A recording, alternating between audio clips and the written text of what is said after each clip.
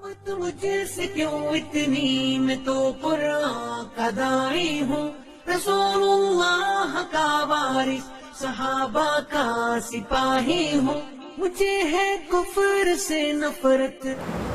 अस्सलामु अलैकुम वरहमतुल्लाहि वबरकातुहू। अल्हम्दुलिल्लाहि रब्बिल आलमीन वस्सलातु वस्सलामु अला सय्यिदिल अंबिया'i वल मुरसलीन व अला आलिहि व सहबिहि अजमईन व मन तबिअहुम बिइहसानिन इला यौमिद्दीन, अम्मा बाद। मुअज़्ज़ज़ नाज़रीन, आज हमारी गुफ्तगू एक बहुत ही सेंसिटिव और बहुत ही अहम टॉपिक पर है। हमारे नौजवानों में एक बड़ी ही गंदी और बुरी आदत आज के दौर में ख़ास तौर से पाई जाती है। ख़ास तौर से वो लड़के जिनकी शादी अभी नहीं हुई है या वो शादीशुदा लोग जो अपनी फैमिली से दूर रहते हैं, उनके अंदर ये कभी आदत आम तौर से पाई जाती है। इसको उर्दू में मुश्त ज़नी कहते हैं, अंग्रेज़ी में मास्टरबेशन कहते हैं, हिंदी में हस्त मैथुन कहते हैं, अरबी में इसको अल इस्तिमना बिल-यद, अपने हाथों से अपनी मनी को खारिज करना। ये जो कभी आदत है, ये जो गंदी आदत है, आज बहुत सारे नौजवानों के अंदर ये चीज़ आम है। और फिल्मों की वजह से, ब्लू फिल्मों की वजह से, वेब सीरीज़ की वजह से, गंदी चीज़ों की वजह से इस चीज़ के आज बहुत सारे नौजवान इसके आदी हो गए हैं और अपनी जान पर, अपने नफ्स पर, अपनी सेहत पर वो जुल्म कर रहे हैं। तो आज के इस वीडियो में हम देखेंगे कि ये जो मास्टरबेशन है, ये जो मुश्त ज़नी की जो ये आदत है, ये शरई एतबार से क्या जायज़ है, और अगर ये जायज़ नहीं है तो इससे छुटकारा कैसे पाया जाए। तो सबसे पहली बात याद रखें कि ये जायज़ नहीं है, हराम है। मुश्त ज़नी करना, मास्टरबेशन करना हराम है। इसके हराम होने की दलील क्या है? अल्लाह ताला ने कुरान मजीद के 18वें पारे में सूरह मोमिनून की आयत नंबर 4, 5 और 6 तीन आयतों में फरमाया, वल्लज़ीना हुम लिफ़ुरूजिहिम हाफ़िज़ून। कामयाब वो लोग हैं जो अपनी शर्मगाहों की हिफाजत करते हैं, इल्ला अला अज़वाजिहिम औ मा मलकत अयमानुहुम, सिवाय अपनी बीवियों के और अपनी लौंडियों के। फ़इन्नहुम गैरु मलूमीन, उनके ऊपर कोई मलामत नहीं है। फ़मन इब्तगा वराअ ज़ालिका फ़उलाइका हुमुल आदून, इनके अलावा जो कोई और रास्ता अपनाने की कोशिश करेगा, फ़उलाइका हुमुल आदून, वो लोग हद से तजावुज़ करने वाले हैं। इमाम शाफ़ई रहमतुल्लाह अलैह ने इसी आयत से इस्तिदलाल किया है कि हाथ से अपने मनी खारिज करना, अपने हाथ से अपनी शहवत पूरी करना, ये हराम है।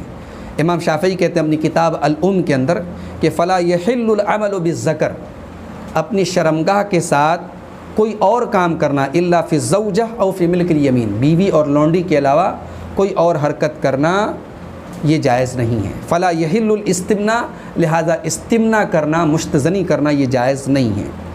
अल्लाह ताला ने सूरह नूर की आयत नंबर 33 में फरमाया, वलयस्तअफ़िफ़िल लज़ीना ला यजिदूना निकाहन हत्ता युग़नियहुमुल्लाहु मिन फ़ज़्लि, जो लोग निकाह की ताकत नहीं रखते उन्हें चाहिए कि वो पाक दामनी इख्तियार करें, यहाँ तक कि अल्लाह ताला अपने फ़ज़ल से उनको बेनियाज़ कर दे, मालदार कर दे। यहाँ अल्लाह ताला ने पाक दामनी का हुक्म दिया है, जिसका तकाज़ा है कि कोई ऐसा काम, शादी जिसकी नहीं हुई है, जो शादी के अभी इस्तिताअत नहीं रखता है, वो कोई ऐसा काम ना करे जो गलत हो, या पाक दामनी का मतलब ये हुआ है कोई और काम निकाह के अलावा और नहीं कर सकता वो। दूसरी दलील इस सिलसिले में सही बुखारी की 5066 नंबर की हदीस है। अब्दुल्लाह इब्न मसूद रज़ी अल्लाह अन्हु कहते हैं कि हम लोग अल्लाह के नबी के साथ चंद नौजवान रहते थे, ला नजिदु शैआ, हमारे पास शादी के लायक हालात नहीं थे। फ़क़ाल लना रसूलुल्लाह सल्लल्लाहु अलैहि वसल्लम, तो अल्लाह के रसूल सल्लल्लाहु अलैहि वसल्लम ने हम लोगों से फ़रमाया, या माशर शबाब, ए नौजवानों, मन इस्तताअल बाअ फ़लयतज़व्वज, तुम में से जो शादी की ताकत रखता हो वो शादी करे। फ़इन्नहु अग़ज़्ज़ु लिलबसर व अहसनु लिलफ़र्ज, इसलिए कि शादी जो है, निकाह, ये इंसान की आँखों को झुका देता है और इंसान की शर्मगाह की हिफाजत करता है। वमन लम यस्तति फ़अलैहि बिस्सौम, और जो निकाह की ताकत नहीं रखता है, फ़अलैहि बिस्सौम, उसे चाहिए कि वो रोज़ा रखे। फ़इन्नहु लहु विजा, रोज़ा उसके लिए बुराई से बचने की एक ढाल है। ये सही बुखारी की 5066 नंबर की हदीस है। तो यहाँ अल्लाह के रसूल सल्लल्लाहु अलैहि वसल्लम ने रोज़ा यानी निकाह की ताकत न रखने पर, जिसके पास निकाह का सामान, निकाह करने के लायक माल ना हो, बीवी की ज़िम्मेदारी उठाने के लायक अभी फाइनेंशियल वो मजबूत नहीं है, उसको आपने रोज़ा का हुक्म दिया है। यानी निकाह का, जब तक निकाह की ताकत ना हो, उसका अल्टरनेट आपने रोज़ा बताया है। अगर अपने हाथ से मनी खारिज करना जायज़ होता तो वो तो आसान काम था और इंसान का नफ्स उसकी तरफ माइल भी होता। रोज़ा में तो मशक्क़त है, परेशानी है, तो एक आसान चीज़ छोड़ करके जो जायज़ होती, अल्लाह के नबी सल्लल्लाहु अलैहि वसल्लम दूसरी चीज़ जो मुश्किल और परेशानी वाली चीज़ है उसकी तरफ रहनुमाई न करते। लिहाजा इस हदीस से भी मालूम हुआ कि इस्तिमना करना ये जायज़ नहीं है, शरीयत के अंदर हराम है। معزز ناظرین، اب ایک بہت بڑا سوال یہ ہے کہ ہمارے وہ نوجوان جو اس کے عادی ہیں، جن کو یہ بری عادت لگ چکی ہے، وہ اسے چھٹکارا کیسے پائیں؟ تو آئیے چند اہم باتیں اس سلسلے میں آپ کے سامنے رکھنا چاہتا ہوں۔ سب سے پہلی چیز ہمیں یہ اپنے ذہن میں بٹھانا چاہیے کہ یہ جو عمل ہے یہ غلط ہے، یہ اللہ کو ناراض کرنے والا عمل ہے۔ ایک مسلمان ہونے کے ناطے، ایک مومن ہونے کے ناطے ہمارا نفس جب بھی ہمیں اس گناہ کی طرف لے کے جانا چاہے، ہمیں اپنے دماغ میں، اپنے دل میں یہ بات لانی چاہیے کہ نہیں، یہ حرام ہے، اللہ کو ناراض کرنے والا کام ہے، اللہ کی ناراضگی ہم کیوں مول لیں؟ یہ پہلا اپنے دماغ میں بٹھا لیجئے۔ دوسری چیز جو سب سے بنیادی چیز ہے وہ یہ کہ ہم جتنا جلدی ممکن ہو نکاح کر لیں۔ نکاح کا کوئی الٹرنیٹ نہیں ہے۔ اگر آپ کی عمر نکاح کے لائق ہو گئی ہے، آپ جتنا جلدی ممکن ہو نکاح کر لیں۔ اللہ کے نبی کی وصیت بھی یہی ہے کہ جو نکاح کی طاقت رکھتا ہے فلیتزوج، وہ نکاح کر لے۔ آنکھوں اور شرمگاہ کی حفاظت نکاحی کے ذریعے ہو سکتی ہے۔ تیسری چیز یہ ہے کہ ہم اگر اس بری عادت میں مبتلا ہیں تو ہم اپنے آپ کو ایسی چیزوں میں، ایسی ایکٹیویٹیز میں انوالو رکھیں جو ہمارے حق میں مفید ہیں، چاہے وہ دینی ایکٹیویٹیز ہوں، چاہے وہ دنیاوی ایکٹیویٹیز ہوں۔ اس حرام کام سے بچنے کے لیے ہمیں کوشش کرنی چاہیے کہ ہم فری نہ رہیں، فالتو نہ رہیں، بیکار نہ رہیں، ہم اپنے آپ کو بزی رکھیں۔ اسی طریقے سے اپنی آنکھوں کو پست رکھیں، اپنی آنکھوں کی حفاظت کریں۔ عریاں تصاویر، بلو فلمیں اور اسی طریقے سے غیر محرم عورتوں کو دیکھنا، یہ سب تمام چیزیں جو ہے اس چیز کی طرف لے کر کے جائیں گی۔ اللہ تعالیٰ نے سورہ نور کے اندر فرمایا کہ قُل لِلْمُؤْمِنِينَ يَغُضُّوا مِنْ أَبْصَارِهِمْ، اے نبی آپ مومن مردوں سے کہہ دیں اپنی نگاہوں کو نیچی رکھیں، وَيَحْفَظُوا فُرُوجَهُمْ، اور اپنی شرمگاہوں کی حفاظت کریں۔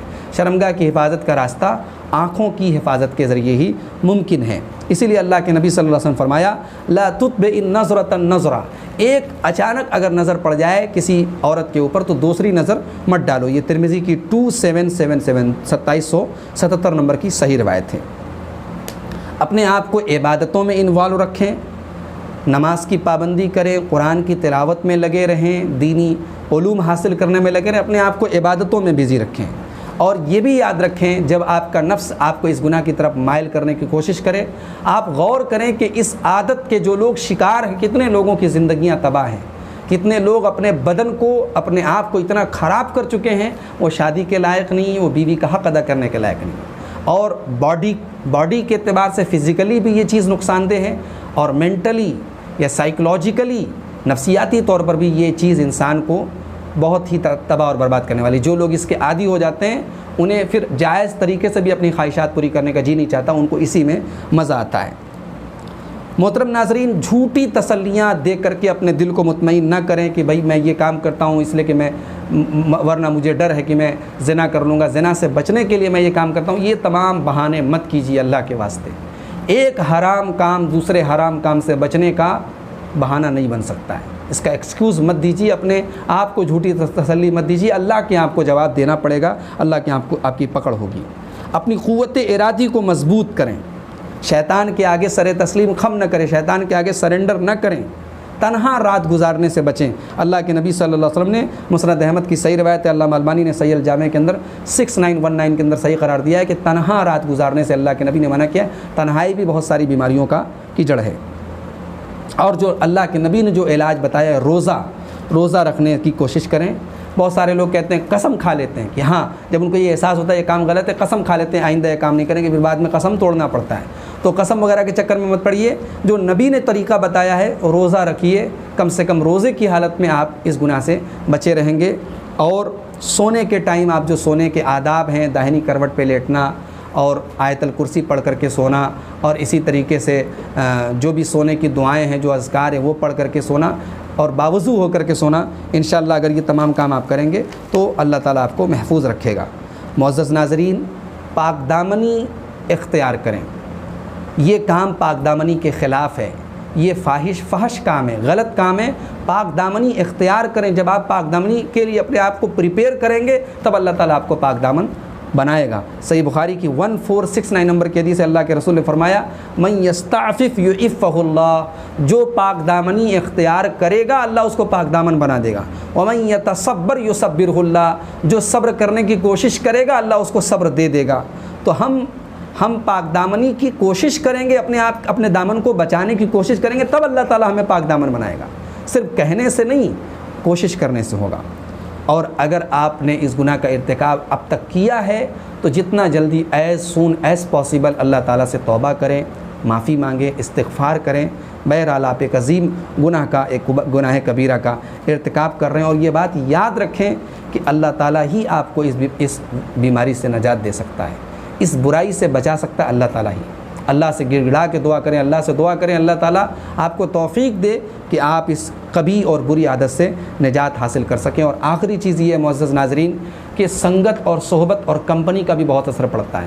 آپ اگر ایسے لوگوں کی سنگت میں رہتے ہیں جن کے لیے تمام باتیں عام ہیں تو ڈر ہے اس بات کا کہ آپ بھی یہ کام کریں گے۔ آپ اچھے لوگوں کی، نیک لوگوں کی، صالح لوگوں کی صحبت اختیار کریں، نمازی لوگوں کے ساتھ رہیں، کیونکہ آپ جب نمازی کے ساتھ رہیں گے تو آپ بھی نماز کی پابندی کریں گے، اور جب آپ نماز کی پابندی کریں گے تو آٹومیٹک آپ اس کام سے بچیں گے، کیونکہ اس کام کو کرنے والا نمازوں سے بہرحال دور رہے گا، اس کے ساتھ پاکی ناپاکی کے مسائل رہیں گے۔ یہ چند اہم باتیں اس خطرناک کہہ سکتے ہیں برائی یا بیماری جو ہمارے نوجوانوں میں رائج ہے، اس کے تعلق سے اللہ سے دعا ہے رب العالمین ہم تمام لوگوں کو، بالخصوص ہمارے نوجوانوں کو رب العالمین اس چیز سے دور رہنے کی، اس سے بچنے کی توفیق عطا فرمائے، اور جو نوجوان بھائی ہمارے اس میں مبتلا ہیں اللہ تعالیٰ انہیں توبہ کرنے کی اور اس سے باز آنے کی توفیق عطا فرمائے، آمین۔